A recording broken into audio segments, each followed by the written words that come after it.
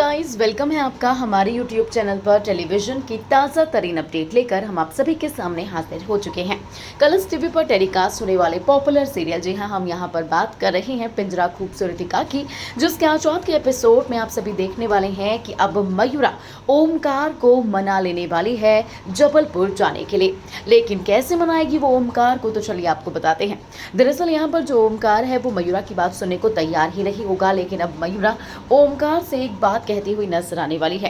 कि यहाँ पर अब मयूरा की शादी ईशान के साथ फिक्स हो चुकी है और उसके पापा ने अपनी बिजनेस डील की वजह से ये शादी फिक्स की है। वो ये शादी नहीं करना चाहती है, लेकिन फिर भी उसे जबरदस्ती ये शादी करनी पड़ रही है। और ये बात सुनते ही अब ओमकार का खून खौल उठेगा और ओमकार मयूरा से बोलेगा कि ऐसा कैसे हो सकता है, तुम्हारे पापा तुम्हारे बिना पूछे ये शादी कैसे करवा सकते हैं। हालांकि ओमकार का ऐसा बिहेवियर देखकर मन ही मन मयूरा को बहुत ज्यादा अच्छा भी लगता है, लेकिन वहीं अगले पल ओमकार ये भी बोलता है कि सॉरी, ये तुम्हारा पर्सनल मैटर है, लेकिन जो गलत है सो गलत है। और यहीं पर अब जो मयूरा है वो कहती हुई नजर आती है कि इसलिए मैं तुमसे आखिरी बार चाहती हूँ कि तुम नर्मदा मैया के घाट पर जाओ, जबलपुर जाओ और वहाँ पर संगमरमर की जो फैक्ट्रीज है वहाँ जाओ और तुम वहाँ पर जाकर देखो कि क्या तुम्हें कुछ याद आता है या नहीं, क्या तुम्हें तुम्हारी असली पहचान पता चलती है या नहीं। अगर इसके बाद भी तुम्हें याद नहीं आया तो मैं ये समझ लूंगी कि तुम मेरे पिछले जन्म वाले ओमकार नहीं हो। और यहीं आपको बता दें कि जो ओमकार है वो मयूरा की बात सुन के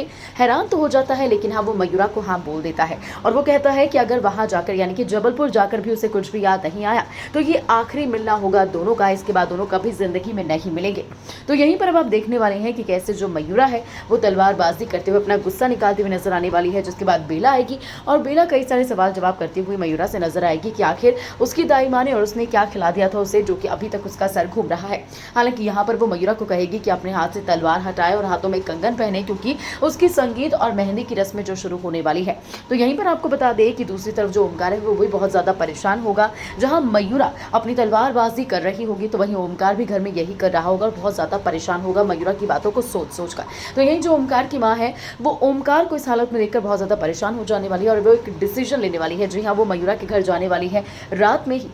और यहीं पर जैसे ही बेला देखेगी ओमकार की माँ को तो वो हैरान हो जाएगी और बोलती हुई नजर आएगी कि ये तो ओमकार की माँ है। जिसके बाद आप देखने वाले हैं कि कैसे जो ओमकार की माँ है वो कहती हुई नजर आने वाली है कि अपनी बेटी को मेरे बेटे से दूर रहने दीजिए और उसे ये सलाह दीजिएगा कि ओमकार से दूर ही रहे। लेकिन यहाँ पर जो मयूरा का भाई है वो कहता है कि